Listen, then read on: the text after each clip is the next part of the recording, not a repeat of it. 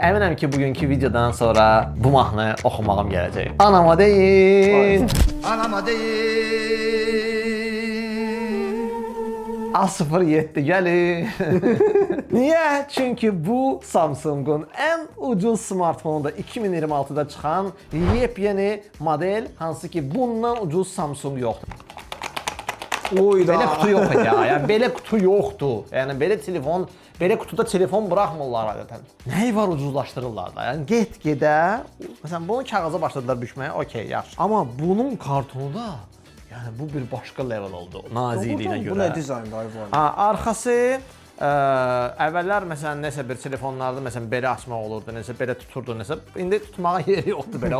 O dırnaq yeri deyirlər, o əl yeri yox, dırnaq yeri qoymayıblar. Belə bitər, elə dırnaqla ancaq açmalı olduq. Nəysə burada da ki nə deyim sizə, nə olacaq ki, adapter gözləyirik ki burada? Yox, təbii ki burada artıq gözləmirik. Burada şnur var, min bərəkət buna deyirlər. Smartfonun giriş segmenti olduğu üçün ucuzluğu normal olacaq, amma yəni nə bilim adam həmişə deyir ki, heç olmasa növbəti modeldə bunu biraz yəni üzümüzə vurmasınlar ki, kasıblıqda, yəni kasıblığımızı bizə şap eləməsinlər bizə ki, kasıbsan, bu da sənə bir dənə kasıb telefonu al əlinə işlər. Əvvəlcə dedim ki, smartfon belə qəşəng rəngdədir. Yəni razıca ki, yaşıl rəngdir, yaşılında qəşəngi var. Bir şit yaşıl, bir qəşəng, yəni dərin yaşıldır bu. Özdə arxasında belə fikir verirsən də belə maraqlı belə xəttlər belə veriblər. Belə bir nəsə struktur veriblər də. Həmişə Samsung'da sevdiyi bir şeydir. Hə, maraqlıdır. Smartfon dərhal deyim ki, böyükdür. Çox əlində tutursan, deyirsən, ay Allah, bu da telefon olar. Buna baxmayaraq demirsən ki, məsələn, bu qiymətə böyük bir telefon aldım. Yəni o deyil. Niyə? Deyə bilmirsən çünki. Dil demək istəyirsən yox. Yəni bu böyük bir avantaj deyil türklər demişkən. Çünki yekədir. Yekəlik də, yəni yekə eləyib nə oldu ki bu telefonda? Baxırsan ki, yəni hə, okey, nazikdir, 7 neçəsə millimetr qalınlığı var, həqiqətən nazikdir, incədir qalınlığına görə. Amma çərçivə və ən əsası display, yəni arxa tərəfdən baxsan okey də bu iPhone 16 dizaynı, nə bilim iPhone 17 dizaynı. Yəni düzdür, biraz boşluğu var telefonda elə bir ki, böyük bir boşluq var. Panel burası çox, yəni boş yer çoxdur. Kamera balacadır. Biraz da böyük olsaydı bunun onda lap tam 16 kopyası olsaydı. Yəni biraz sanki yenə də elə bir şey amma qayıdışdı ya əvvəlki Samsung'larda.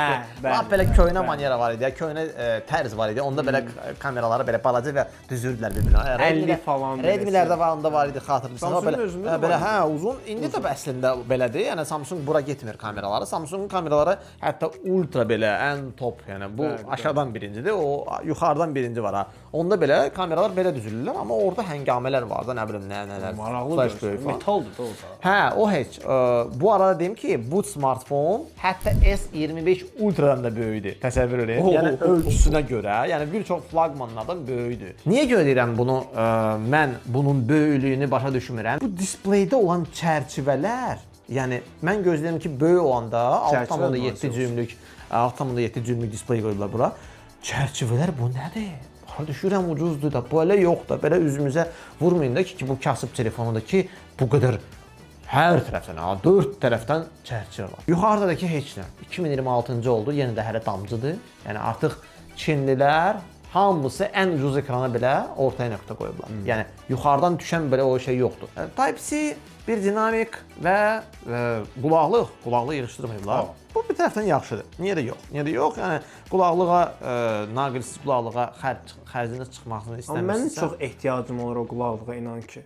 3.5 mm. Bəli, çox ehtiyacım. Yəni bu var. Bu var və mən sizə dedim ki, bəlkə də bu dəqiqə bazarda 2026-cı ildə tək-tük artıq modellər qalıb ki, hələ də orada saxlayıblar onları. Səsdən onsuz da mən burada elə bu dinamik görəndə başa düşürəm ki, gözləmirəm burada nəsə wow bir şey, amma indi ona oyunda və ya musiqidə yaşayaraq görərik. Və salam, yanda da ki, səsi artırma azalma və bu yeganə bir düymə həm bloklanma, həm də ki, barmaq izi skanerıdır. Başa düşdüyünüz kimi bu cür modellərdə ekranda barmaq izi skaneri olmur.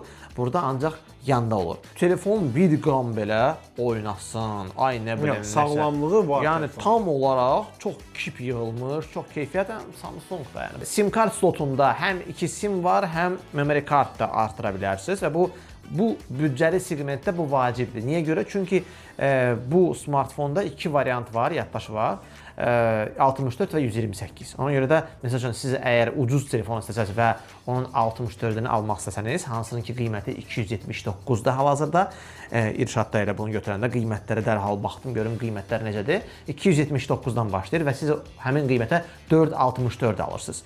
4 təbii ki, yetər qədər aşağı ramdır, amma bu modeldə seçim yoxdur. 64-lük smartfon işlətmək iş deyil. Ekrana qalanda, bəli, ekran dediyim kimi, ekran bu əlbəttə də bu smartfonun ən böyük eyblərindən biridir.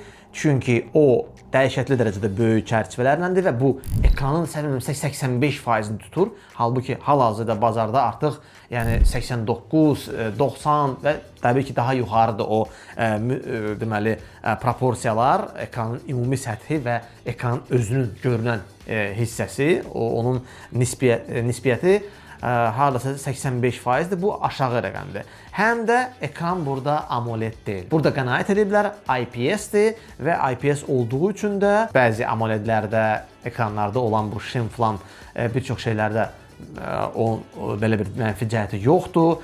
Yanmalar falanlar burada olmayacaq. Çünki IPS belə sakit bir ekrandır, uzun müddətli işləyən bir ekrandır. Digər tərəfdən isə burada əlbəttə ki 120 Hz gözləməyin. Əlbəttə ki, yəqin ki bəlkə də gözləmirdiniz. Çünki bu qiymətə Samsungda 120 Hz çətin qoyardı. İndi keçək smartfonun güclü tərəfinə. Bəli, bayaqdan elə bir şey də var imiş. İstəyirsən də burada MediaTek Helio G99 prosesoru qoyublar. Soğusu. Və nəhayət ki, sadə prosesorlarla çox vaxt elə oyun üçün, güclü bir şeylər üçün yararlı olmayan prosesorlara qoyulan bir modeldir. Bu dəfə qənaət eləməyiblər. Bəli, yeni prosesor deyil, aydın məsələdir. Topların siyasətində deyil, yaxşıların siyasətində də deyil. Amma uzun müddətdir ki, bu prosesor normal telefonlara qoyulurdu. Yəni normal deyəndə ki, yəni də belə bu təhqir deyil. Sadəcə olaraq yəni belə orta bacarıqlı smartfonların deməli qoyulduğu bir prosesor olub. Və bu mənada ən ucuz telefona onun qoyulması məncə bu bizə Samsungdan bir hədiyyə oldu. Hilalla özümüzü saxlaya bilmədik. Hətta 64-lük telefona belə PUBG-ni yüklədik. Bu özü bir necə deyirlər, psixoloji bir manyaqlıqdır. Bunda da oynaya bildin axırı. Belə deyək, türklər demiş, şaşırtdı.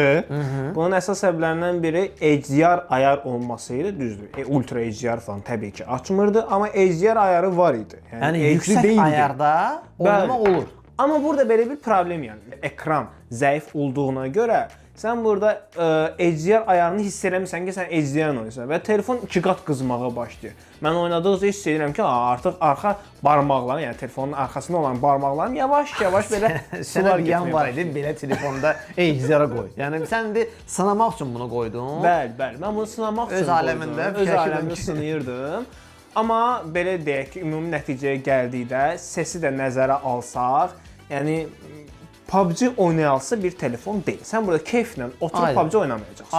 Aydındır. Amma mən məsələn Shadow Fight oyunu yüklədim eyni zamanda. Oynamaq oldu, bir balaca oynadım. Yəni ay donsun, ay düşsün. Haqqına girmək, yəni ekranın da yetəri qədər sensitivitisi var. Yəni touch normal işləyir, yəni donmur. Hər halda indi bizdə yeni telefonda hər halda yəni donmur. Yəni o da nəyə görə, nəyə sayılır? Yeni də prosesor, normal prosesor qoyublar bura. Yəni ekran o prosesoru da öldürür sanki. O prosesorun verdiyi gücü sanki hiss edə bilmirsən ekrana görə.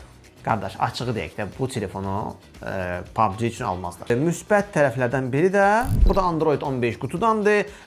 Sonuncu One UI-dir. Açılan kimi görürsən ki, bu bildiyin Samsung-dur. Bu ucuz Samsung-dur deyə burada nəsə menyu başqa cürdür. Yox, qətiyyən. İstehsalçı deyir ki, 6 il zəmanət verirəm ki, bu telefona son yeniləmələr gələcək. Əgər əsl oyun təcrübəsini yaşamaq istəyirsinizsə, sizə bu klaviaturanı tövsiyə edə bilərəm. Red Square bazarımıza yeni daxil olan bir gamer brendidir və bu da onların Lumix Kitsune modelidir. Keyboard 83 düyməlikdir. Numpad yoxdur. Bu da masada sizin üçün daha çox yer deməkdir. Alüminium korpus, təxminən kilo yarım çəkisi var və möhkəm premium hissə olunur. Aquamarine mexaniki switchlər, 50 milyon basılma resursu var. Hot swap dəstəyi var.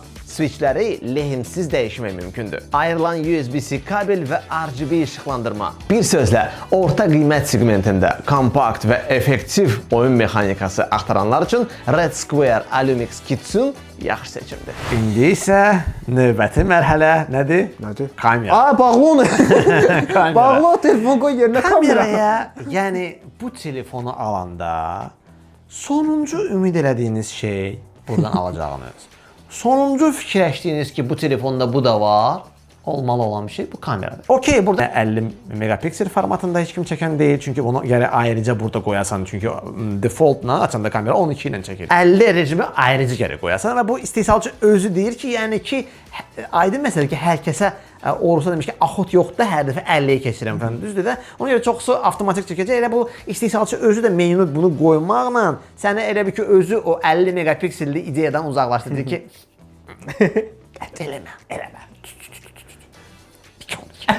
12 yəni. 50 basanda nə edirsən? Nə?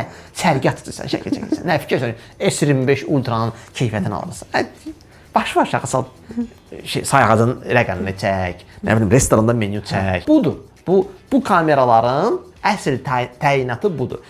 Yeri gəlmişkən videoda çəkir bu telefon. O, doğrudan. Bəli, video çəkir bu telefon. 1080-30 təbii ki, 1080-30 və təbii ki, heç bir sabitləşdirmə burada yoxdur. Sabitləşmə. Amma yəni videonu məsələn nə badə Instagrama qoyasınız. Yəni bunu məsləhət görürəm. Buradan çəkilən videonu Instagrama qoyasınız. İki qaldı sürətli şarjı maksimum dəstəkləyən 25 wattdır.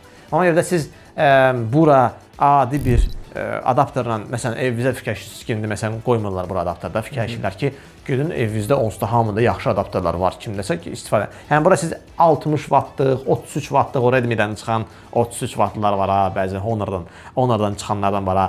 Onu bura taxsaz, yəni o 33 watt götürməyəcək. 2026-cı ildə ala biləcəyiniz ən ucuz yeni model Samsung elə budur. A07. Sizin fikirləriniz nədir?